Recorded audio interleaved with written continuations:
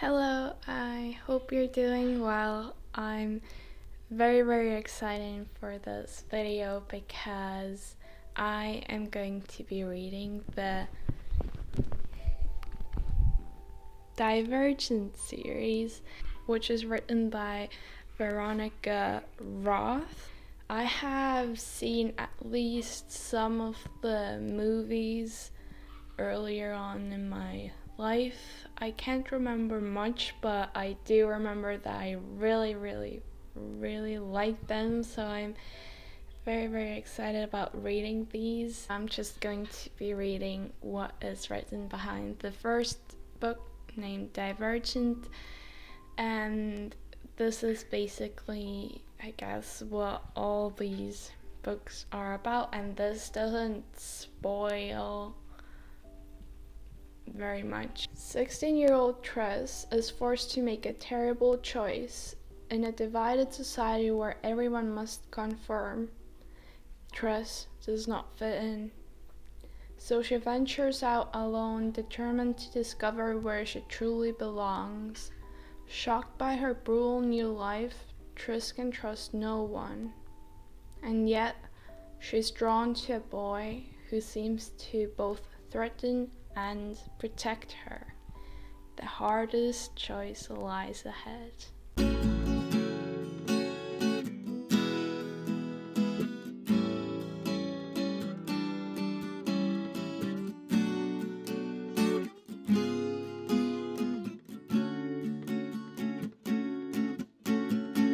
Baby blue,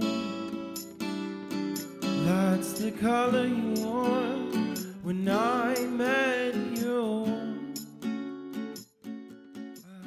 I'm now done reading Divergent by Veronica Roth, and I loved it. I really loved it.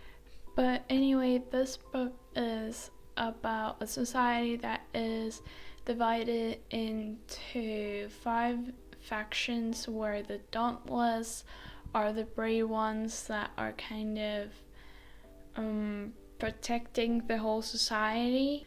The Abnegation faction is for people who are selfless and they are in the government. The Candor are the honest ones, and the erudite, the smart ones, and then Amity is for the kind ones. But then there's also a possibility that you don't belong to any of those 5 factions, and that means that you are a divergent. The people in that society is afraid of divergence because they are different. Their brains work like normal people brains, so that they are able to be both kind and smart and brave and honest.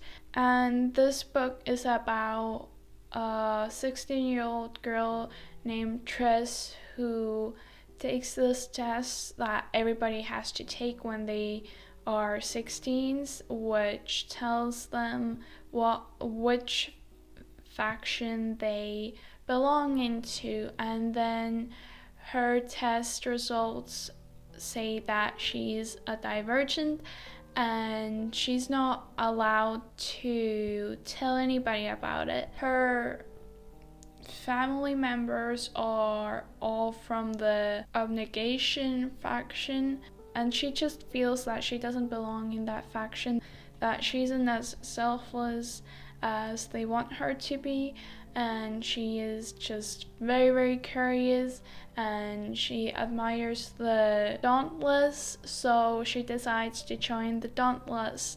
I said I'd run,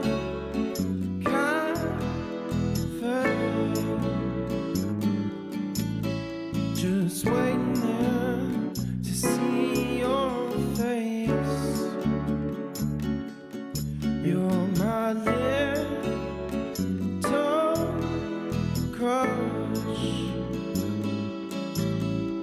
I'm hoping I didn't say too much.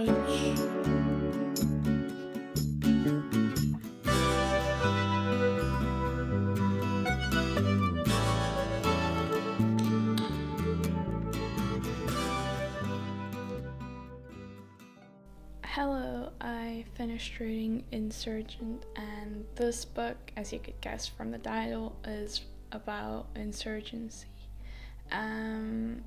Honestly, I enjoyed reading this book less than the first book, and it took me a while to really finish this book.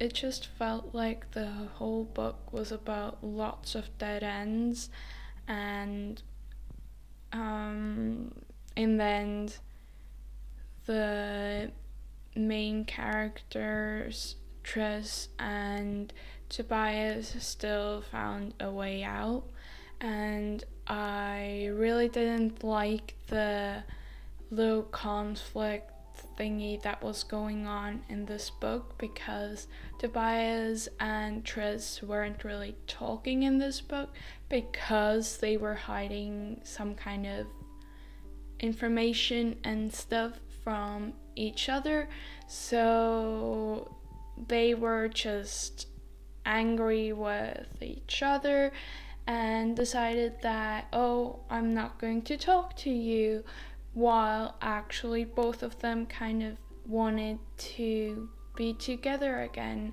but they were just too, proud of themselves to make the first move and say sorry. But other than that, lots of research has also gone into this book, I think, especially when it's talk about the erudite faction, because they do a lot of scientific research and stuff like that. They just know a lot of things, and apparently mirror neurons are a thing, and it explains what they are. And this book also explains a little bit the different parts of the brain and what they do. The book also had some parts that you could really quote and think about more deeply.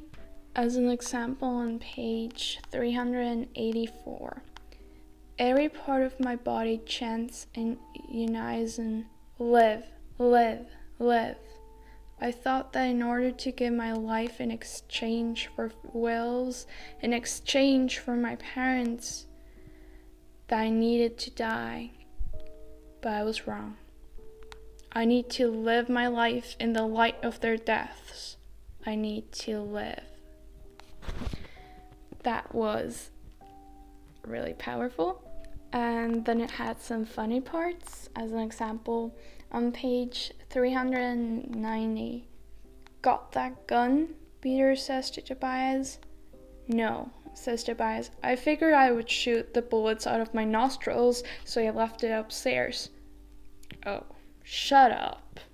This society is isolated from the outside world, and in the end of this book, they find out what is going on outside that isolation and what is their purpose, why they are isolated, and what they've got to do next. But other than that, I think one of the things you can take away from this book is that help might come from the most unexpected places, and that you should cherish the ones you love, and that communication is the key. So I will get to reading the next book now. I hope that it will be better than this one, but I think the main reason why I didn't really enjoy reading it as much as the first book was the relationship, because I just really don't like that stuff. You didn't tell me about something, so I'm not going to talk to you either, and just being little kids like that.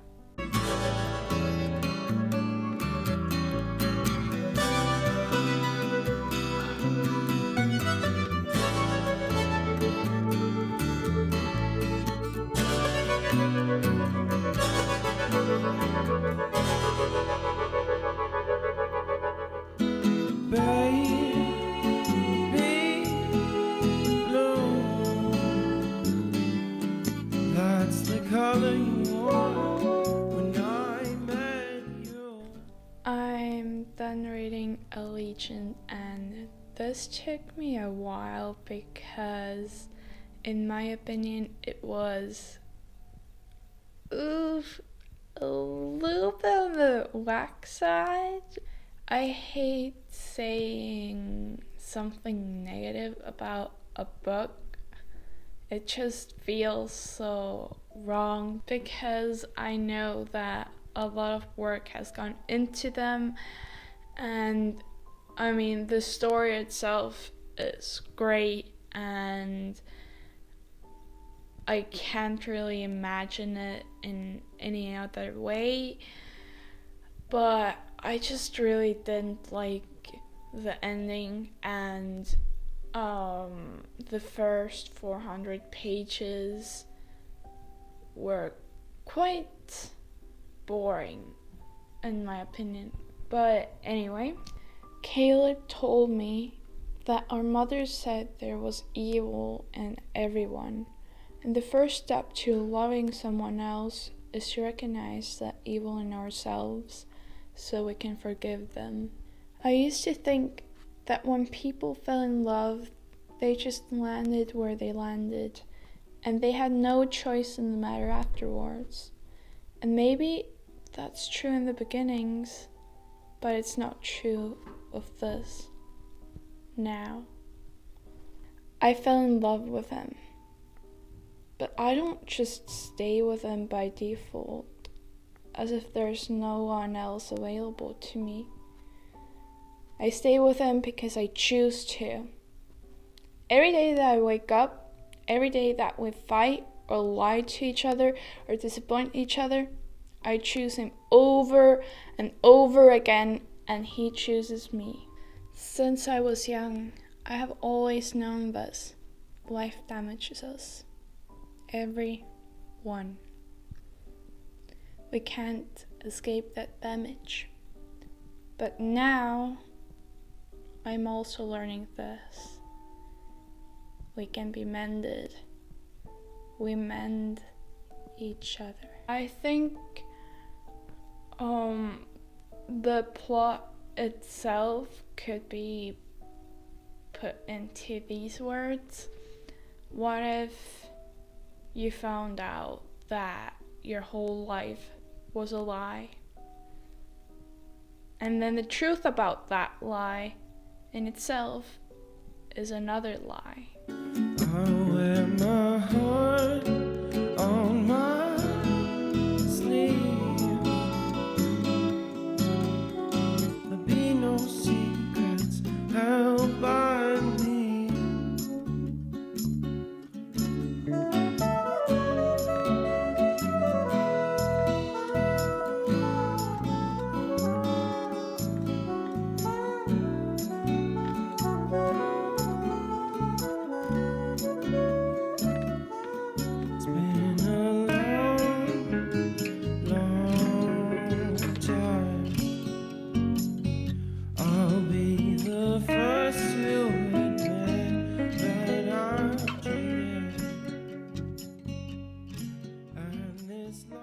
I finished reading 4, and that means that the series is over.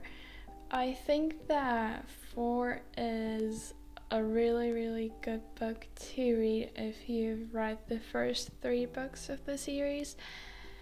Because this book focuses on Tobias, on his life before joining the Dauntless, and it also talks about how he became a Dauntless member and about the jobs he had and about him meeting Triss and just some kind of behind the scenes stuff, which is really cool and interesting to read if you read the first 3 books, because then it's like, oh, that was going on while we were reading what was going on with Triss. All in all, I'm glad that I finished the series.